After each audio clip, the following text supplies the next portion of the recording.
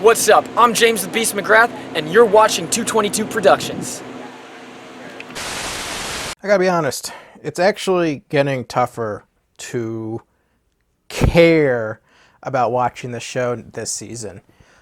This was a struggle, mainly because it was so unremarkable. For example, I just finished watching the show, and yet I remember so little. But I think one of the things that's important to point out is that usually when I do notes, I get like 3 pages worth of notes for a qualifier or regional final. I only have 2 pages. Significantly less notes this time around because there was less noteworthy stuff. And I think this episode really highlighted what I feel like is perhaps the biggest issue with American Ninja Warrior, especially this season. It hit me. It finally hit me this season. And that has to deal with Abby Clark. Now, Abby Clark is a great athlete. She's a fantastic competitor. She did great in this episode. Her, Joe Capo, are both a ninja power couple. However, and this isn't really her fault, but they gave her a profile piece talking about her dog. And it's just her dog. And throughout this entire time of watching the profile piece, all I can think is, who cares? Like, I'm sure the dog's great, but they go into detail about this dog so much that all I can think is like, I'm sorry, what am I watching? I thought I was watching an obstacle course game show. And ANW seemingly doesn't want to do that anymore. They've just given up. I'm convinced they've given up this season. We're only 4 episodes in. They've given up. ANW, and this is the revelation that I've made. ANW edits the show with their profile pieces as if they are lacking footage. Because a lot of these profile pieces, especially in this episode, were about stuff that had nothing to do with ninja. You had violinists, you had Amish, you had turning your minivan into a race car, you had piloting an FPS drone.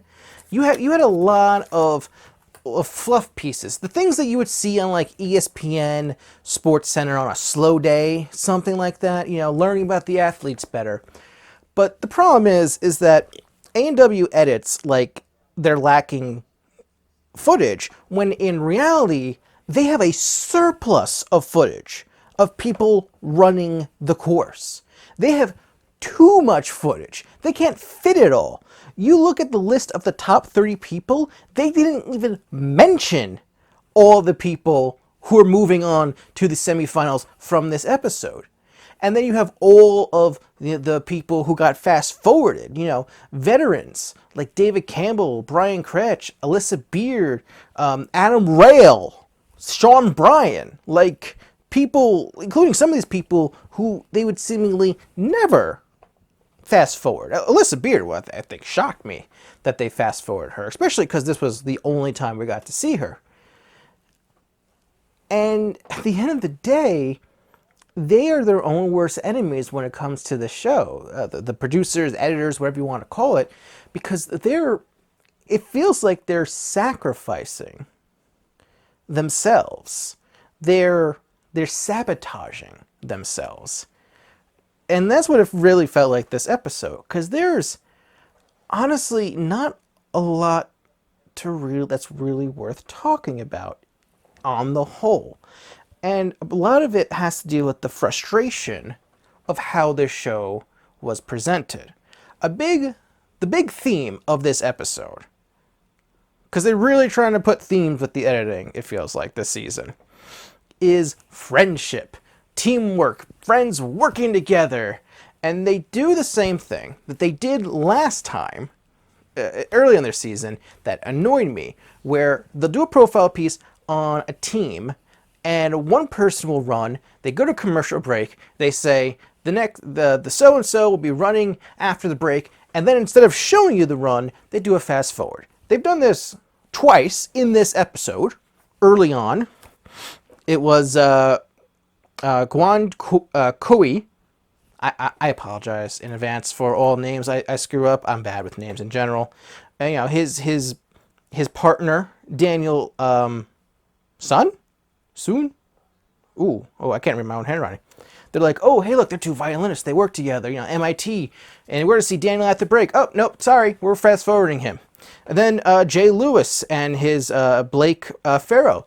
It's like, oh man, I get to see Jake, and now we're going to see Blake after the break. Ha ha, lol, gotcha. We're just going to fast forward him. He failed. And it's like, what?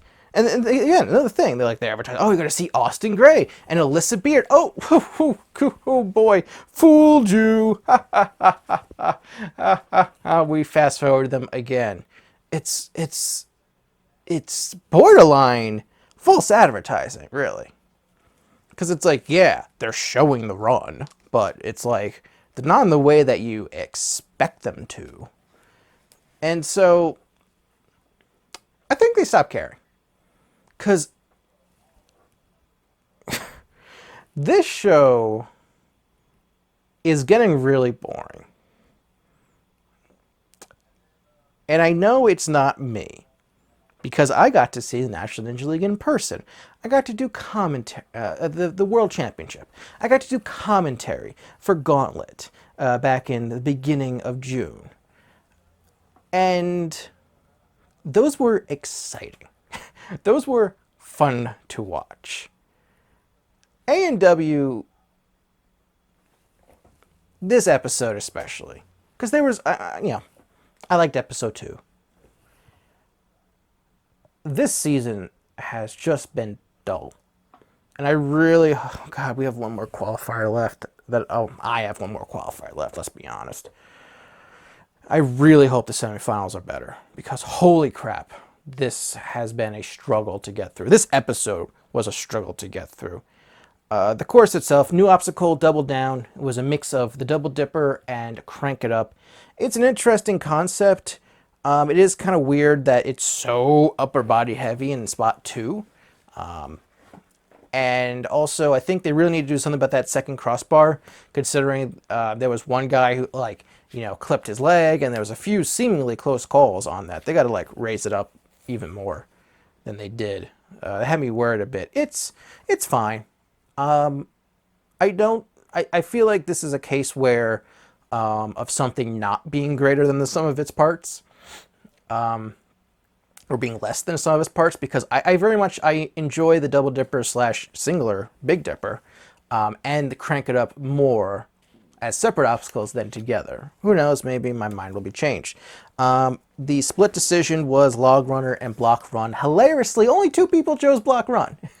Everyone kept going for log runner. I do appreciate that they pointed out how the log runner actually has a higher fail rate, but everyone kept choosing it. I think it's visually it's more, block run's more intimidating because there's more side to side movement, whereas log runner is, you just need to go forward. So I think that was the problem. 4 was still Air Surfer, and 5 was still Pretzel Twist. Air Surfer I still like. Pretzel Twist, I'm still lukewarm on it. It's like, yeah, whatever.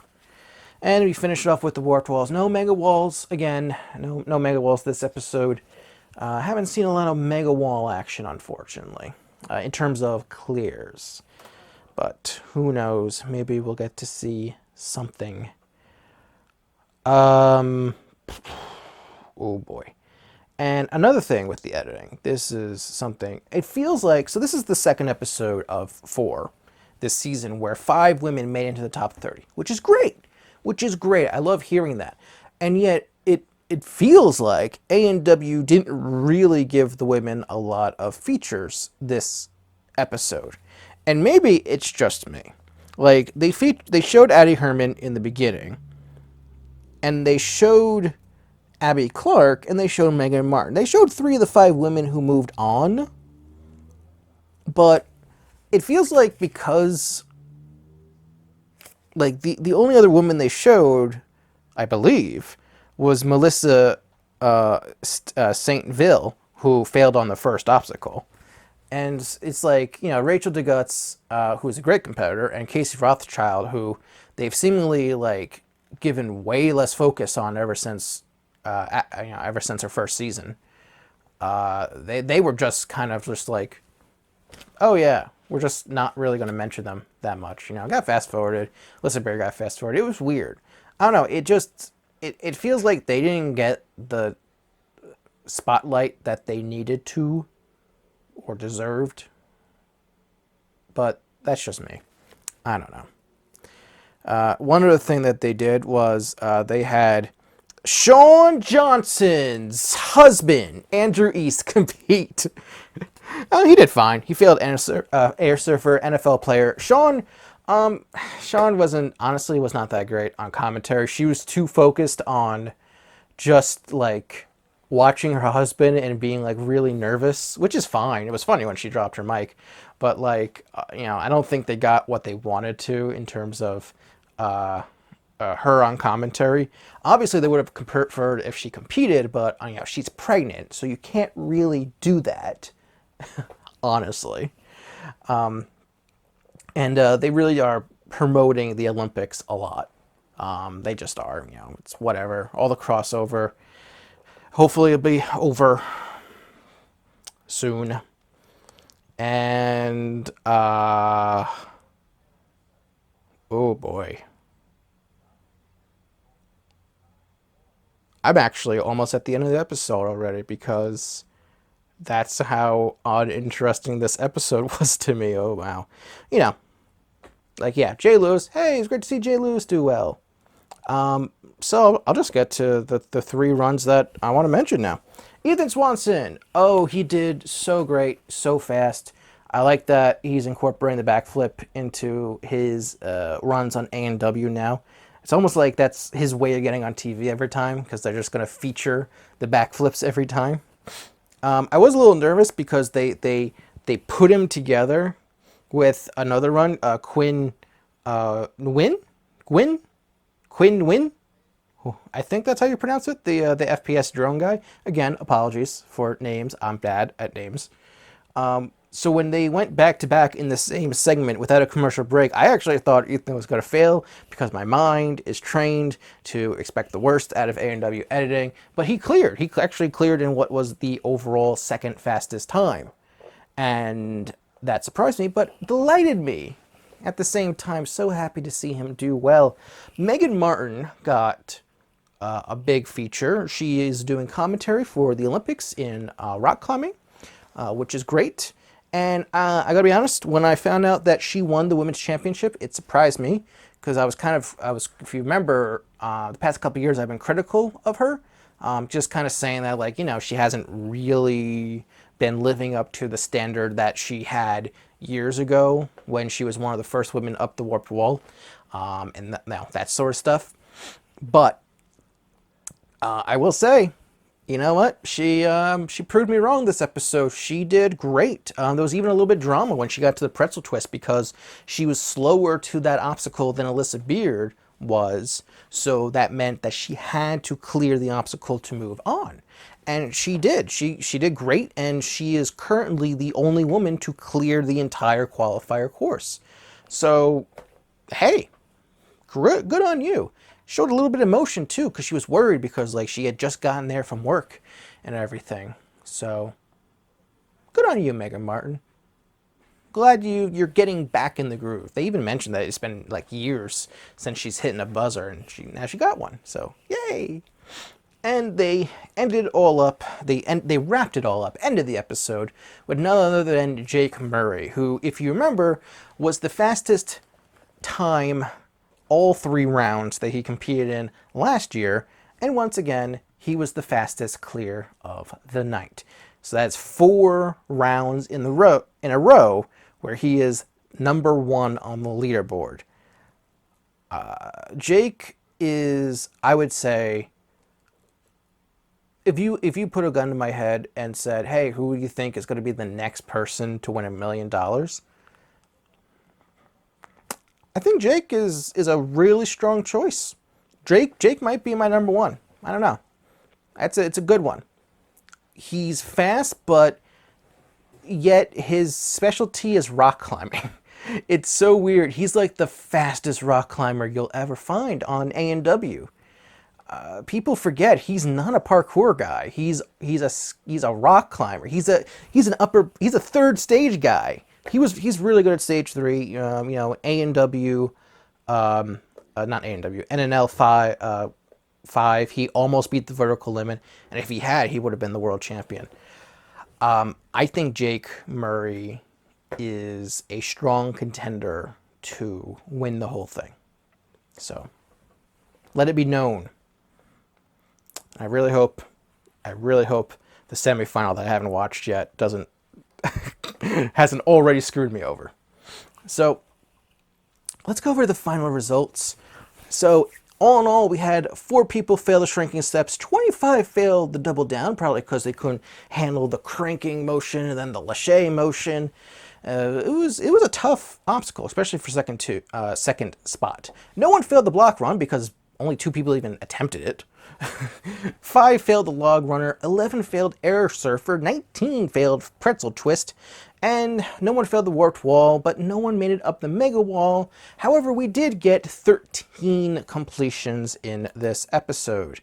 Now, here are the 30 people moving on to the semifinals. First 13 completed the course, those being Jake Murray, Sean Bryan, Ethan Swanson, Nate Hansen, Matt Bradley, Caden Madlison, Jay Lewis, Jonah Muniz, Tage Harrison, Adam Rail, David Campbell, Luke Dillon, Megan Martin, Austin Gray, Devin Alexander, and Megan Martin. And then failing the pretzel twist is Austin Gray, Devin Alexander, Addie Herman, Mike Wright, Chad Flexington, looking forward to seeing more of him, John Uga, Alex Bigoli, Logan Craiglow, Abby Clark, Quinn Nguyen, Judas Ascuna Jr., Anthony Eardley, glad to see him move on, Casey Rothschild, Paul Fisher, reverse that order, Judas Lucaderio, Rachel DeGuts, and Brian Critch rounding out the list. And just want to say that I thought it was really crappy of ANW to not invite Lauren Ball, ending his streak of competing on every single ANW, which means that we're now down to 2, being Brian Critch and David Campbell. That's the only 2 people who've competed in every season. They didn't invite Ryan Stratus, but to be fair, his streak was broken because of injury and didn't compete last year, and they just didn't invite Lauren this year. They didn't accept his application, which is unfortunate. But Brian Critch and David Campbell are the last 2 holding the mantle. So good luck to both of them, and good luck to everyone moving on to the semifinals. We got 1 episode left of the qualifiers, and please, for the love of God, make it exciting. Thank you all very much for watching. If you haven't, please subscribe for more American Ninja Warrior reviews. And if you would like to, check out my back catalog from this season and past season reviews. I'll see you later. Bye.